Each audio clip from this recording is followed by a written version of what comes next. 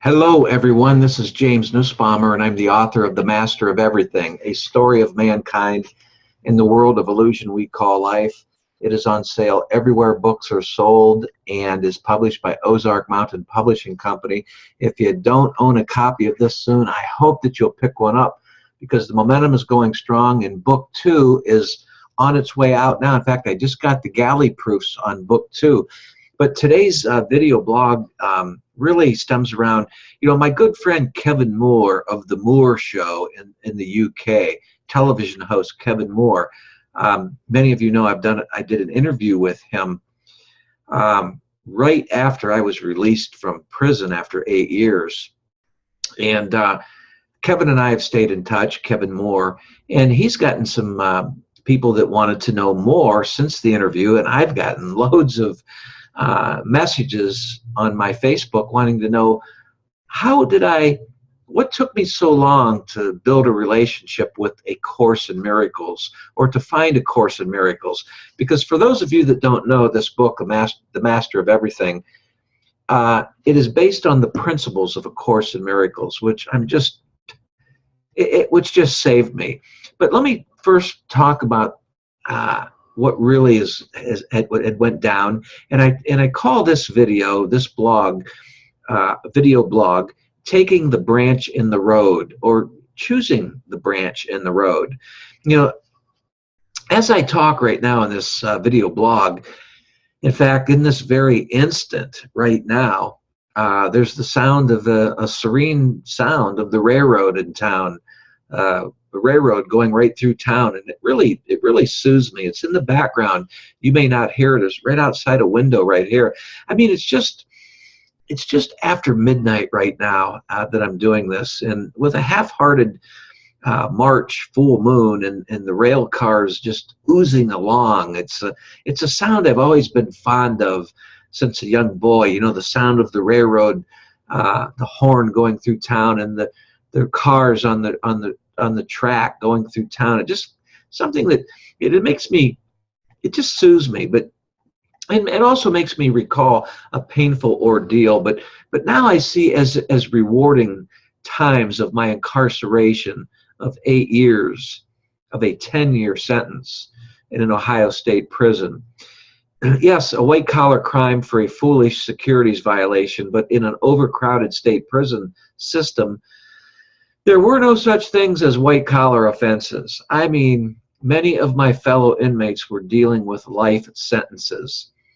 It seems most of us inmates settled to the far-off distant sound in the night's air through the prison windows of trains going by and doing their job, which sent me home when I would hear a train in the background while I was in prison. I think it's the steel on the rail that lends a glimmer of freedom to me. I don't know, or it could be the cars rattling as they go through town, too. It's a combination of that and the horn that is blown as it goes on through and just kind of echoes in the distance. I think you know that what I'm talking about there. But following an 11-day confinement that I had spent in segregation while I was in prison, I'm talking about, following an 11-day confinement that I had spent in segregation, known by many as the hole, I was lying on my bunk following this 11-day ordeal, which just tore me apart. I was so weak. I was lying on my bunk trying to recover when a fire drill was enacted. Excuse me a minute. The prison yard was open, so to avoid the fire drill proceedings, I quickly left the scene and found my way into the prison library, which was not really a fire drill at all. And keep in mind, a prison library is not much more than just a little room stocked full of books. But I needed something, anything, just to lift the fog in my mind. And the library has limited material, mostly old and used, outdated books. Books and well-thumbed magazines are donated by local libraries that must unload their outdated material. A good find requires a tough search. And I continued to browse until I noticed Dr. Wayne W. Dyer's book called Real Magic. I had owned this book prior to prison, and in one of my other videos I talk about how I ended up, before I went to prison, bought all of Wayne Dyer's books.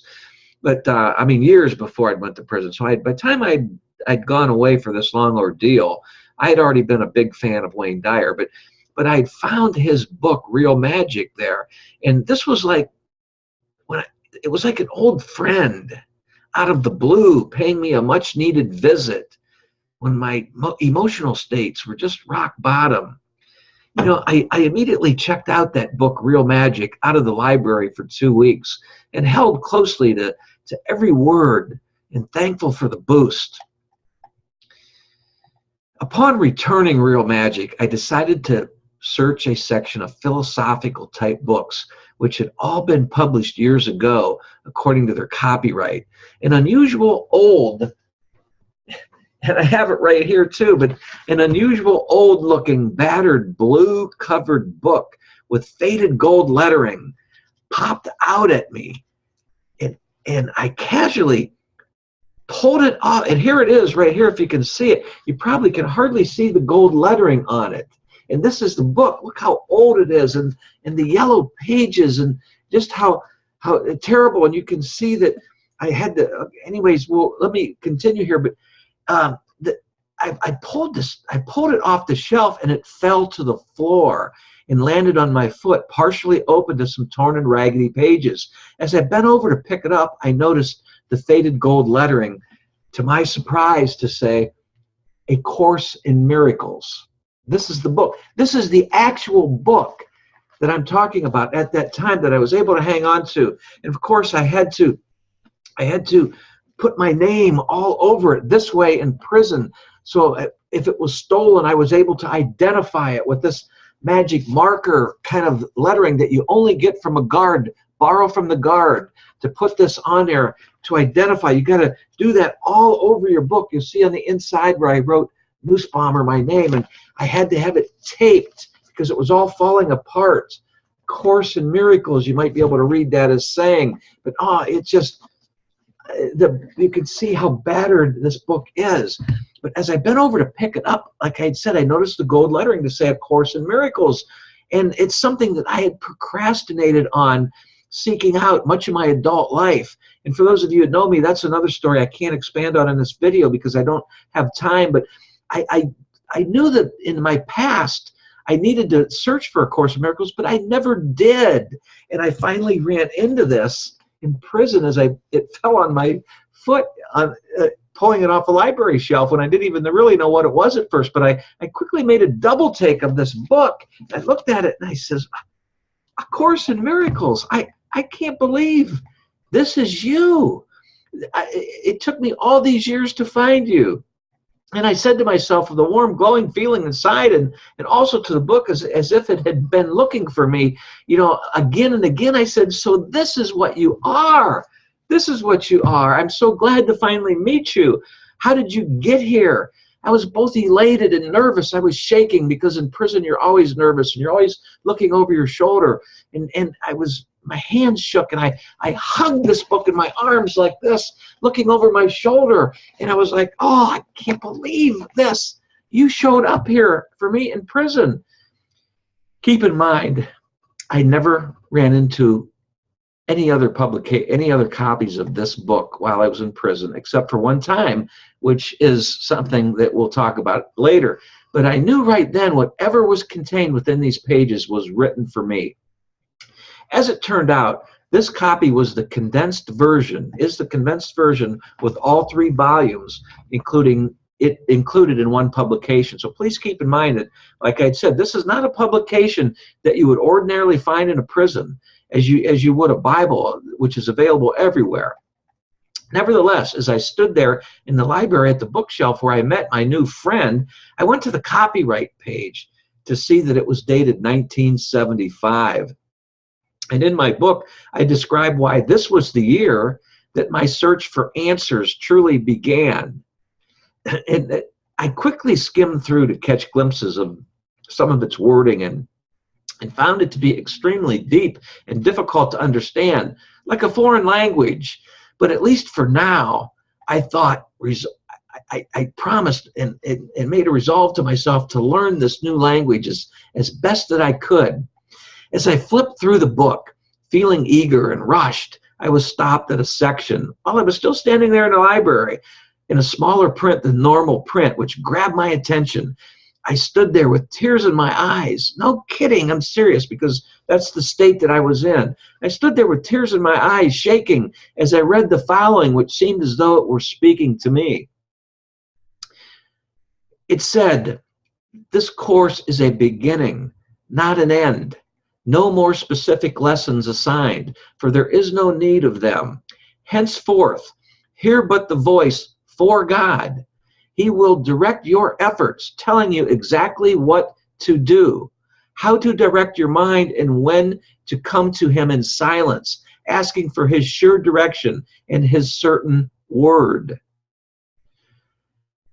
Just as I tell my reader in my book in full detail, this message then directed me to go to the workbook page 487, and I did what it said. All I can say to you now is that the message I found there did tell me what to do next. I examined the inside of the raggedy and marked up cover, this book right here. Look how raggedy it is. To notice that the book had been received by the prison library 2 years prior and had not once ever been checked out by any other inmate. A name and a phone number was written, which had been here it is right here, had been blacked out by someone from the library. If you can see that, if you're close enough, you can read through the words. But a name and a phone number is there. A name and a phone number is there by a woman from Sedona, Arizona, with her handwritten message that said, "My will is that this finds its way to you." I figured the book had once belonged to her, and for some reason she had donated it to charity, or maybe it ended up in an estate sale or something like that.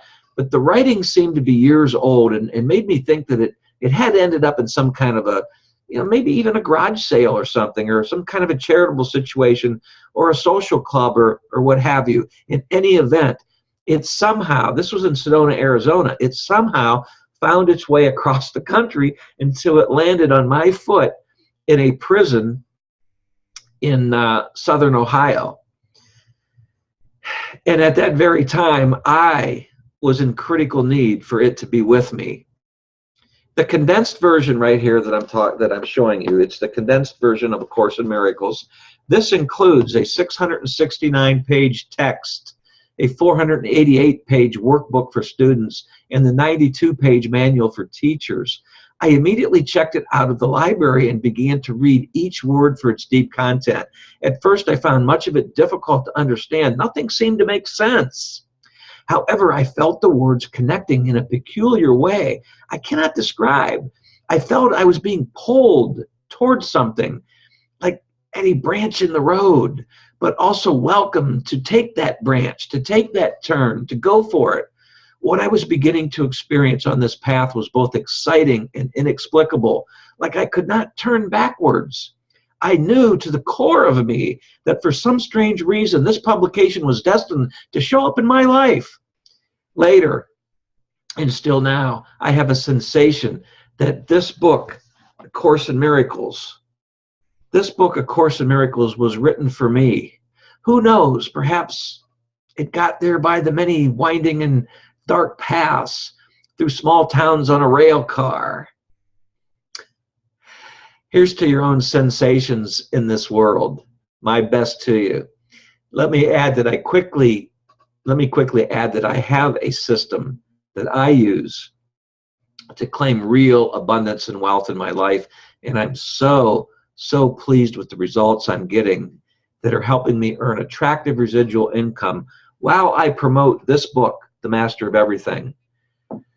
And like I said, it's about people helping people. The link is in the description box of my YouTube video here, the first line of the description box, to my jamesnussbaumer.com website. Click on it, go to my website, and you'll find more detail there. Thank you for listening to me, and I hope my message hit home with you. God bless.